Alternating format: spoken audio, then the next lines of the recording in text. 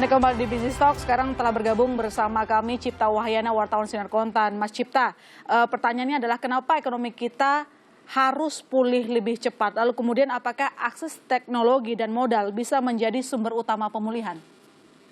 Ya, pertama memang saya setuju dengan diskusi malam ini bahwa yang pertama COVID itu persoalannya persoalan kesehatan. Jadi memang itu harus teratasi dulu supaya ekonomi bisa bergerak. Ya. Tetapi memang ini pertaruhannya besar karena ekonomi harus pulih cepat. Nah ini paling nggak ada 3 hal yang menjadi catatan kita sih dari pencermatan kita selama ini dari Kontan dan juga Kompas TV ya.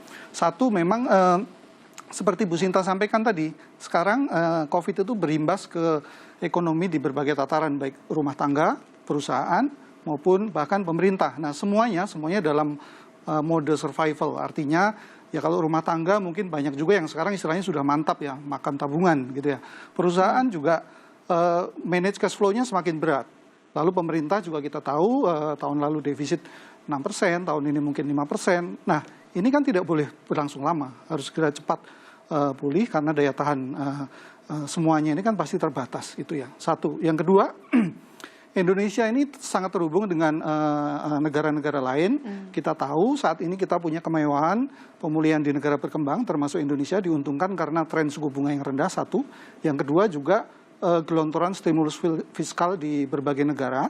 Sehingga ini memberi peluang bagi Indonesia tentu saja untuk mencari dana misalnya untuk membiayai fiskal pertumbuhan ekonomi di dalam negeri. Tapi ini kan tidak berlangsung lama karena begitu ekonomi di negara-negara lain, terutama misalnya yang menjadi acuan Amerika ini bergerak lagi, nah ini kan suku bunga bisa berbalik. Yang tadinya rendah bisa kembali naik, istilahnya inflasi juga muncul, mulai naik lagi. Nah ini harus hati-hati karena di masa lalu sejarah mengajarkan kalau ini terjadi, uang-uang yang tadi mungkin masuk ke Indonesia itu akan pulang kampung ke Amerika dan sebagainya. Nah efeknya, satu, mungkin kurs bisa tertekan, lalu juga biaya untuk misalnya meminjam, bunga di dalam negeri juga bisa kemungkinan bisa mau nggak mau ngikutin naik, begitu ya.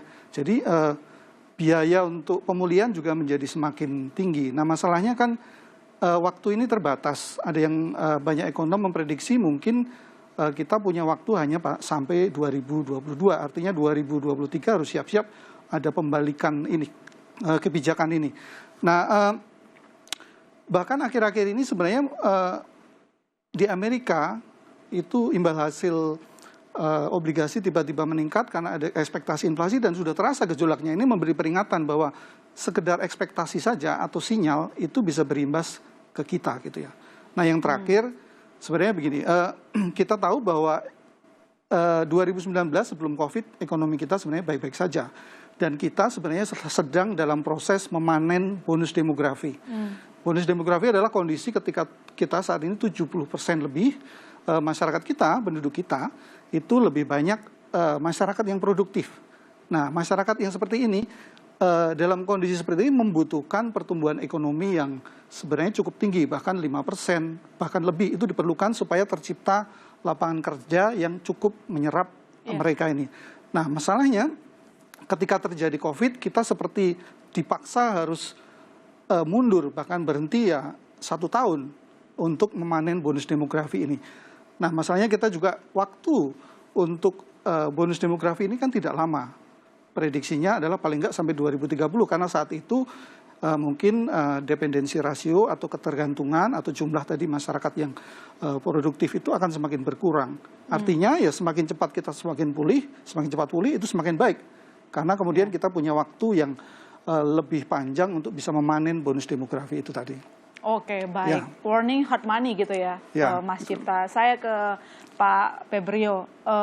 Apa tanggapan Anda terkait dengan pernyataan redaksional tadi sebagai closing statement?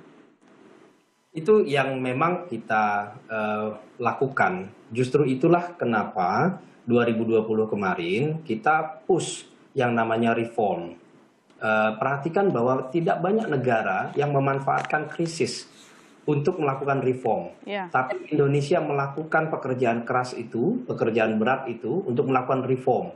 Kita lakukan, kita keluarkan yang namanya Omnibus Law Cipta Kerja. Disitulah kita berusaha untuk menaikkan daya saing kita. Jadi ketika kita keluar dari krisis ini, kita sudah dengan potensi yang lebih besar. Kita siap untuk menarik investasi, menciptakan lapangan kerja yang berkualitas, sehingga tenaga kerja kita tadi, seperti yang disebutkan oleh Dewan Redaksi tadi, bahwa memang benar bonus demografi kita itu belum hilang. Justru kita harus manfaatkan sekarang. Manfaatkan generasi muda kita yang sangat produktif ini, ciptakan lapangan kerja yang berkualitas, undang, buka investasi perusahaan-perusahaan yang berkualitas sebanyak-banyaknya untuk meningkatkan pendapatan per kapita kita. Sehingga kita bisa kembali ke trajektori yang sebenarnya kita sudah sangat nyaman dengan trajektori kita selama ini, bahwa kita pertumbuhan ekonominya selalu di atas 5% rata-rata. Dan kita harus bisa meloncat lebih cepat lagi dibandingkan 5% tersebut. Itulah gunanya Undang-Undang Cipta Kerja itu. Sehingga kita bisa mengundang investasi yang lebih banyak, ciptakan lapangan kerja, dan kita bisa meraup produktivitas yang meningkat. Dan ini kita tentunya nggak akan puas dengan 5% per tahun. Kalau 5% per tahun ya kita akan lama untuk mencapai cita-cita kita untuk menjadi negara maju di 2045 itu. Nah ini memang harus kita lakukan. Bahkan pemerintah terus akan melihat bagaimana kualitas sumber daya manusia kita ini benar-benar kita bisa manfaatkan semaksimal mungkin. Tapi yang memang harus kita lewati dulu 2021 ini. Tapi harus kita lewati dulu vaksinasi ini. Kita pastikan bahwa semuanya berjalan dengan baik, program PEN kita bisa lakukan eksekusi dengan baik, dan sektor usaha mulai bisa pulih lagi kepercayaannya, dan bisa menyerap kembali tenaga kerja untuk bisa kita 2021 sih kita yakin akan positif, dan jauh lebih baik daripada 2020. Baik, itu harapan kita bersama. Apakah benar 2021 bisa menjadi titik balik? Intinya ya supaya kita sembuh di 2021 setelah kita tersakiti di tahun 2020. Terima kasih Pak Febrio telah bergabung di Business Talk. Terima kasih Mas Cipta telah bergabung di Business Talk. Dengan demikian saudara, saya masih target undur diri. Sampai jumpa Selasa depan.